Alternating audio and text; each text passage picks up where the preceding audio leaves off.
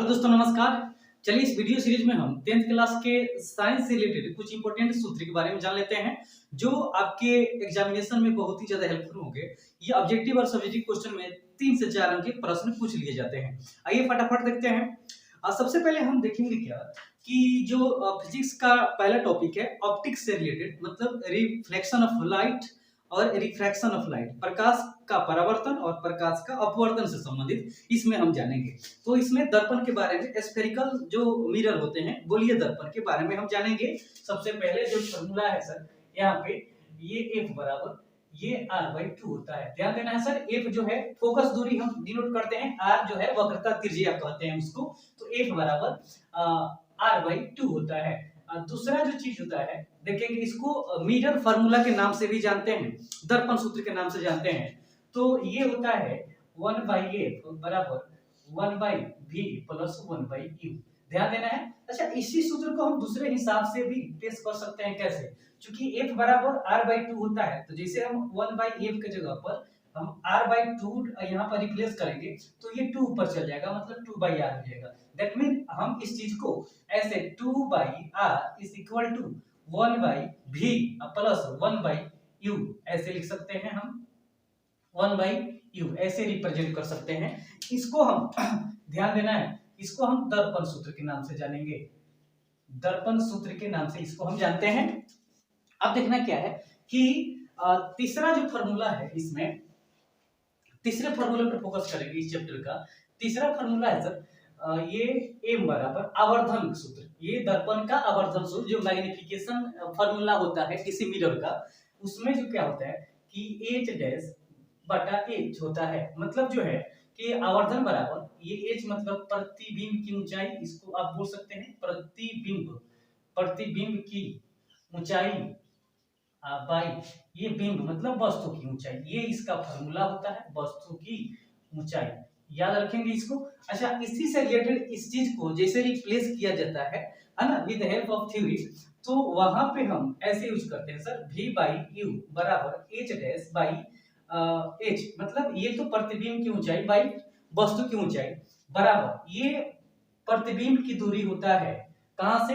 मतलब जो है ध्रुव होता है दर्पण का, गोलीय दर्पण का, वहां से, जबकि u जो है वस्तु की दूरी होती है। तो ये भी फॉर्मूला यहाँ पर कायम होता है। तो ये दर्पण सूत्र, ये जो है मिरर से संबंधित आपका टोटल फॉर्मूला निकल के आ गया। अब देखेंगे हम जो लेंस से है, लेंस से रिलेटेड भी कुछ क्वेश्चंस यहाँ पे पहुंच जाते हैं, जिसको लेंस कहाँ पढ़ते हैं? प्रकाश के अपवर्तन वाले टॉपिक में। ठीक है, तो वहां भी ऐसा लागू होता है 1/f। ये फॉर्मूला नंबर 5 हो जाएगा। 1/f बराबर, ध्यान दीजिएगा, 1/v माइनस 1/u। देखिए यहाँ पे जो है दर्पण सूत्र में यहाँ प्लस रहता है, यहाँ माइनस रहता है। इसको हम लेंस सूत्र के नाम से जानेंगे, लेंस सूत्र के नाम से जानेंगे। अब ध्यान देना है, इसी लेंस सूत्र में एक और फॉर्मूला आ जाता है, ध्यान दीजिएगा, जिसको हम लेंस की शक्ति कहते हैं, पावर ऑफ लेंस कहते हैं। तो लेंस की शक्ति निकालने का फॉर्मूला जो होता है, लेंस शक्ति निकालने का जो फॉर्मूला होता है, P से हम डिनोट करते हैं, ये होता है 1/f। मतलब जो है प्रतिबिंब के व्युत्क्रम जो होता है लेंस शक्ति का मात्रक होता है। तो ये लेंस से रिलेटेड और मिरर से रिलेटेड ये फॉर्मूला इंपॉर्टेंट है। इस पर ऑब्जेक्टिव क्वेश्चन भी आते हैं, इस पर तो डायरेक्टली क्वेश्चन आ जाता है। लेकिन यहाँ ध्यान दीजिएगा, जैसे हम लेंस शक्ति का प्रयोग करेंगे तो यहाँ पर हम इसको मीटर में डिस्कस करते हैं। ठीक है, अब आते हैं लास्ट वाले टॉपिक में, जो इंपॉर्टेंट फॉर्मूला है उस पर ध्यान देते हैं। चलिए, जो हम फिजिक्स का जो लास्ट में जो टॉपिक है इलेक्ट्रिक करंट के बारे में, विद्युत धारा से रिलेटेड जो क्वेश्चन ऑब्जेक्टिव बनते हैं न्यूमेरिकल से संबंधित, मतलब फार्मूला पर बेस्ड क्वेश्चन, उसको देखेंगे। इसमें ज्यादातर क्वेश्चन जो पूछे जाते हैं ये विद्युत धारा से ही पूछे जाते हैं। उससे रिलेटेड क्वेश्चन बहुत ज्यादा पूछे जाते हैं, प्लस मात्रक से क्वेश्चन भी पूछे जाते हैं। अगले वीडियो में हम मात्रक का भी वीडियो बना देंगे, डिस्कस कर देंगे उस चीज को, जो आपके लिए ज्यादा हेल्पफुल हो जाएगा। अब देखेंगे क्या लास्ट में जो है यहाँ पर विद्युत धारा से रिलेटेड, इसमें हम यूज करेंगे सबसे पहले। तो सबसे पहले यहाँ पर हम कुछ टर्म्स लिख देते हैं जो इस फार्मूला को लिखने में हेल्प करेंगे। तो यहाँ पे ध्यान देना है कि t जब भी हम डिस्कस करेंगे, t ये t बताएगा टाइम को, मतलब समय को बताएगा, जबकि q जो बताएगा, ध्यान दीजिएगा, q बताएगा ये आवेश को बताएगा, q आवेश को बताएगा, जबकि v विभव या विभवांतर को बताएगा, विभव या विभवांतर को बताएगा। यहाँ पे आई विद्युत धारा को बताएगा, याद रखेंगे, आई विद्युत धारा को बताएगा। आर विद्युत प्रतिरोध को डिनोट करेगा, विद्युत प्रतिरोध को डिनोट करेगा। जबकि यहाँ पर ध्यान दीजिएगा, जबकि यहाँ पे हम यू करेंगे तो यू डिनोट करेगा उष्मा ऊर्जा को डिनोट करेगा, ध्यान दीजिएगा। और डब्लू का जब प्रयोग करेंगे यहाँ पे हम, तो ये कार्य या ऊर्जा को बताएगा, कार्य या ऊर्जा को बताएगा, ध्यान देना है, ये इंपॉर्टेंट है। यहाँ पर P का भी हम प्रयोग करेंगे जो शक्ति को बताएगा, शक्ति को बताएगा। तो इसमें क्या क्या फॉर्मूला है, ध्यान दीजिएगा। तो इसमें फॉर्मूला अगर हम देखें तो सर सबसे पहले फॉर्मूला होता है ये विद्युत धारा निकालने का, तो I बराबर, ध्यान दीजिएगा, Q/T होता है। मतलब विद्युत धारा बराबर आवेश बटा समय। ये इस पर बहुत ज्यादा क्वेश्चन पूछे जाते हैं, जिसका आंसर एम्पियर में निकलता है। मतलब विद्युत धारा का जो ऐसा यूनिट होता है एम्पियर होता है, और ये इसी फार्मूला से निकलता है, I बराबर Q/T। ये पहला इसका रिलेटेड फार्मूला हो गया। दूसरा जो हम फार्मूला पर चर्चा करेंगे तो हम वहां पर वोल्ट की चर्चा करेंगे, वोल्ट निकालने का या विभवांतर निकालने का। तो यहाँ पर क्या होता है कि W/Q की चर्चा करेंगे। मतलब हम विभव निकालने के लिए कार्य बटा आवेश, और वही तो है एकांक आवेश को किसी बिंदु से दूसरी बिंदु तक ले जाने में जो कार्य किया जाता है उसी को विभव या दोनों के बीच के विभवांतर कहा जाता है, ध्यान दीजिएगा। तो ये दूसरा फार्मूला निकल के आ गया। अब तीसरा फार्मूला हम देखने का प्रयास करेंगे जो ओम के नियम से निकल के आता है, V बराबर IR, याद रखेंगे, V बराबर IR। इसको V पढ़ेंगे, V बराबर IR, ये ओम का नियम है, V बराबर IR, ठीक है। अब हम देखेंगे जब ये हो गया एक फार्मूला, एक ये फार्मूला, एक ये फार्मूला हो गया, तो अब हम यहाँ पर चर्चा करेंगे, ध्यान दीजिए, ये ऊर्जा से रिलेटेड, ये उष्मा ऊर्जा से रिलेटेड हम चर्चा करेंगे। तो उष्मा ऊर्जा निकालने का जो फार्मूला होता है, ध्यान दीजिएगा, I²RT, एक ये फार्मूला हो गया, याद रखना है। या इसी को हम U बराबर आई इसको हो गया तो VIT, ये भी फार्मूला लिखा जाता है। और एक और फार्मूला होता है V²/R×T। ये जो है ये तीन फार्मूला उष्मा ऊर्जा या ऊर्जा निकालने के लिए इंपॉर्टेंट है, जो आपके एग्जामिनेशन में हर साल इसमें से एक क्वेश्चन पूछा ही जाता है। U बराबर I²RT, U बराबर VIT और U बराबर V²/R×T, ये पूछा जाता है। अब इसी से ध्यान दीजिएगा, हम यहाँ पर कुछ और डिस्कस कर लेते हैं। यहाँ पे डिस्कस क्या करेंगे कि जब ये उष्मा ऊर्जा कहिए या ऊर्जा कहिए, क्योंकि ऊर्जा कार्य के बराबर होता है, इक्विवेलेंट होता है, तो ये सब ऊर्जा कहिए या कार्य कहिए या उष्मा ऊर्जा कहिए, बात सब एक है। अब ध्यान दीजिएगा, अगर मान लो कि विद्युत शक्ति निकालने की बात कहे, पावर निकालने की बात कहे, विद्युत शक्ति निकालने की बात कहे, तो हम कैसे निकालेंगे? तो विद्युत शक्ति मतलब P निकालने की बात कहे, तो देखिए ये सब क्या है, I²RT। तो अब जानते हैं कि विद्युत शक्ति निकालने का जो फार्मूला होता है ये होता है कार्य, मतलब W/T, मतलब प्रति सेकंड जो कार्य करते हैं उसी को हम शक्ति कहते हैं। तो पहला फार्मूला निकल जाएगा यहाँ से, ये मतलब I²RT में जब T से भाग करेंगे तो ये I²R बन जाएगा, दूसरा बन जाएगा T निकालेंगे तो VI बन जाएगा, तीसरा निकालेंगे तो V²/R। ये सब इंपॉर्टेंट फार्मूला है ये विद्युत शक्ति निकालने के लिए।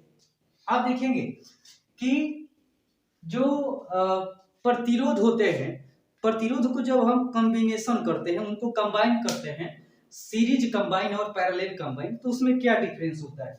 मान लीजिए कि ये R1 है, फिर R2 है, फिर R3 है, और इसको जो है सीरीज कॉम्बिनेशन करते हैं, सीरीज कॉम्बिनेशन, याद रखेंगे कौन कॉम्बिनेशन करते हैं? सीरीज कॉम्बिनेशन, जिसको हिंदी में श्रेणी क्रम संयोजन कहते हैं, श्रेणी क्रम संयोजन। तो इसके लिए जो इक्विवेलेंट या समतुल्य प्रतिरोध होता है, मान लीजिए कि RS लिखते हैं, क्योंकि सीरीज है RS, तो सीधा हो जाता है 1, ये R1 plus R2 plus R3, ऐसा हो जाता है, याद रखिएगा, बहुत ज्यादा इंपॉर्टेंट है। लेकिन जब इसी को ध्यान दीजिएगा, अगर हम पैरेलल में कंबाइन करें, पैरेलल कॉम्बिनेशन इसको करें, कंबाइन करें, कॉम्बिनेशन करें, पैरेलल मतलब समांतर या पार्श्व क्रम में, तो इसका क्या करते हैं ध्यान दीजिएगा, 1/rp बराबर 1/r1 plus 1/r2 plus 1/r3 ये करना होता है। तो यहाँ पर ये इंपॉर्टेंट फार्मूला है। तो देखते हैं कि जितने भी फार्मूला है ये एग्जामिनेशन में पूछे ही जाते हैं घुमा फिरा करके। एक लास्ट में और हम केमिस्ट्री से रिलेटेड एक फार्मूला को चर्चा कर लेते हैं, उसके बाद वीडियो ऑन कर लेते हैं, ध्यान देते हैं। देखिए जो फार्मूला हम बताने जा रहे हैं ये केमिस्ट्री से रिलेटेड है और इससे भी हो सकता है कि आपके एग्जामिनेशन में पूछ सके, अगर नहीं भी पूछे तो आपके नॉलेज के लिए इंपॉर्टेंट है। कॉम्पिटिटिव एग्जाम में इससे से क्वेश्चन पूछे ही जाते हैं। तो ध्यान देना है क्या है कि जब किसी भी तत्व को हम रिप्रेजेंट कैसे करते हैं, ध्यान दीजिएगा। तो मान लीजिए कि यहाँ पर मैं x ऐसे लिखा, ध्यान देना है, और ये a यहाँ लिखा पर और z यहाँ लिखा, ऐसे किसी तत्व को निरूपित किया जाता है। तत्व मतलब हाइड्रोजन, हीलियम, लिथियम, बेरिलियम, इस सबको तत्व कहा जाता है। अब ध्यान देना है कि ये इसका मतलब क्या होता है। तो जो x है सर, यहाँ पे x क्या बताता है, ध्यान दीजिएगा, ये x बताता है तत्व का नाम। क्या बताता है ये तत्व का संकेत है। किसका संकेत है? तत्व का संकेत है। अब जो है यहाँ पर a लिखा गया है, इस x का क्या है, x का परमाणु द्रव्यमान को डिनोट कर रहा है। किसको डिनोट कर रहा है? परमाणु द्रव्यमान को।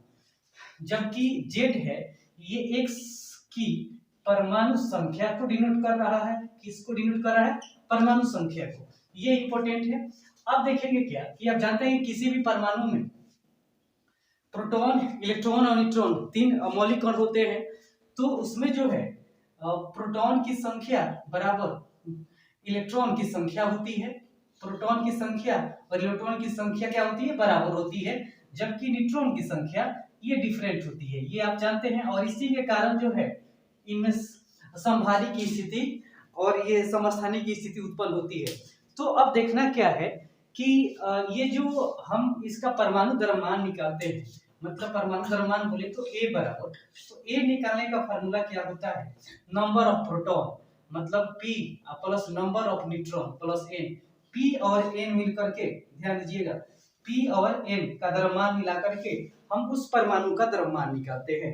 अब इस फार्मूला से क्या इंपॉर्टेंट है तो ध्यान दीजिएगा। जैसे एग्जाम में दे देगा परमाणु द्रव्यमान और तत्व का नाम रख देगा या परमाणु संख्या दे देगा, तीसरा पूछेगा कि न्यूट्रॉन की संख्या कितनी है। तो इसी तरह के क्वेश्चन को सॉल्व करने के लिए इस फार्मूला की आवश्यकता होती है। जैसे अगर मान लीजिए यहाँ पे क्वेश्चन डाल दिया आपसे कि ऐसा एक तत्व है, मान लीजिए कि N लिखा गया है, N लिखा गया है और यहाँ पर 7 लिखा गया है, यहाँ पर 15 लिखा गया है। तो पूछा कि इसमें न्यूट्रॉन की संख्या क्या है, बताइए नंबर ऑफ न्यूट्रॉन कितना है। तो आप क्या आंसर बताइएगा। तो ध्यान दीजिएगा, आप जानते हैं कि A बराबर क्या है, A बराबर P प्लस N है। तो A का मान कितना है? 15 दिया है। A बराबर क्या दे दिया है? 15 दिया है। जबकि P भी यहाँ पर दिया है, क्या है? 7 है। हमको N का मान निकालना है, तो इसलिए 15 में से 7 गया 8, तो आपका N का मान मतलब न्यूट्रॉन की संख्या 8 निकल जाएगा। तो इस तरह आप इस चीज को देख लेंगे। उम्मीद करते हैं कि वीडियो आपको अच्छी लगी होगी। अगर वीडियो अच्छी लगी तो इसको जरूर आप लाइक करेंगे, अपने ग्रुप में शेयर करेंगे, दूसरे बच्चों को भी इसका लाभ मिलना चाहिए। और आपसे रिक्वेस्ट है कि चैनल पे नए हैं तो चैनल को जरूर सब्सक्राइब करिए। चलिए अगली वीडियो मिलती है आपसे। नमस्कार, धन्यवाद, थैंक यू।